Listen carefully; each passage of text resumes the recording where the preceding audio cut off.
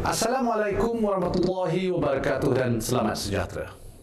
Ini adalah bahagian kedua mengenai impak pengeluaran simpanan KWSP. Wakil-wakil Kesatuan Pekerja seperti MTUC dan UP serta pelbagai pihak telah tampil dan menyuarakan bantahan terhadap pengeluaran tambahan KWSP.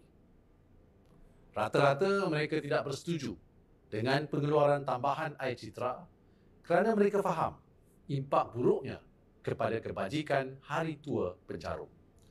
Secara ringkasnya, jika pengeluaran tambahan dibenarkan lagi, KWSP perlu menjual pelbagai bentuk pelaburan untuk menampung langkah tersebut. Bila pelaburan kurang, maka dividen untuk para pencarum secara automatik akan menjunam. Kos pinjaman bagi seluruh keluarga Malaysia, tidak kira individu, syarikat mahupun kerajaan akan meningkat. KWSP merupakan antara pelabur terbesar di pasaran modal negara dan penjualan pelaburan mereka akan menyebabkan kecairan berkurangan. Lantas, menjejaskan keyakinan pelabur lain yang akan turut menjual pegangan saham atau bon mereka. Dan para penyimpan lain yang bergantung kepada pulangan pasaran modal negara akan terkesan dan merasa akibatnya.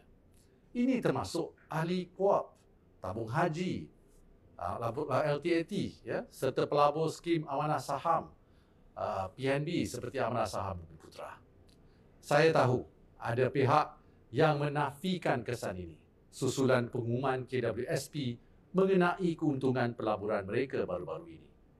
Pihak tersebut telah menyatakan bahawa dengan caruman ahli yang diterima oleh KWSP setiap bulan, pegangan mereka dalam pelaburan di pasaran kewangan atau money markets serta langkah yang boleh diambil oleh bank negara melalui Unconventional Monetary Policy atau UMP akan memastikan tiada masalah kecairan di dalam pasaran modal kita.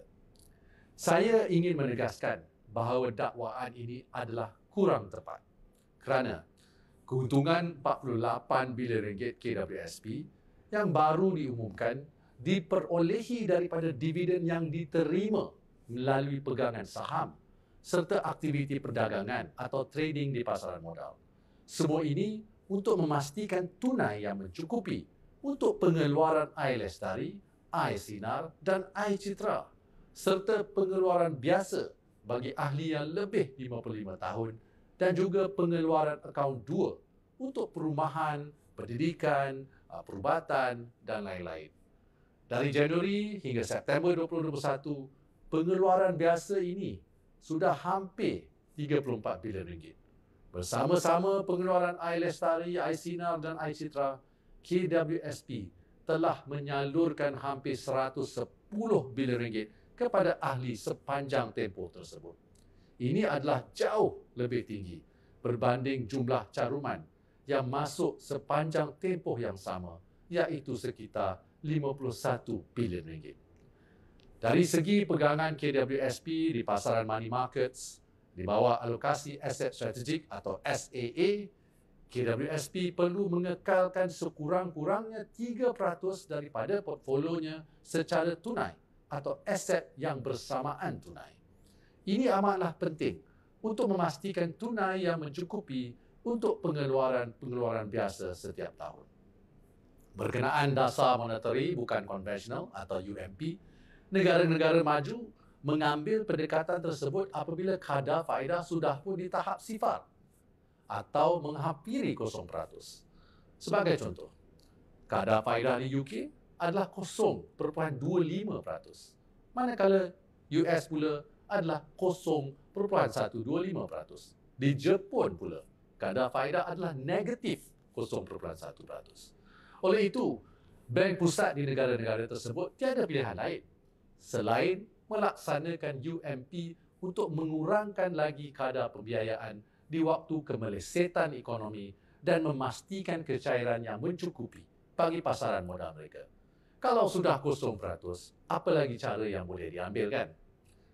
Alhamdulillah, di Malaysia, kadar faedah ini adalah 1.75%, iaitu tahap yang dianggap sesuai oleh Bank Negara berdasarkan keadaan ekonomi semasa.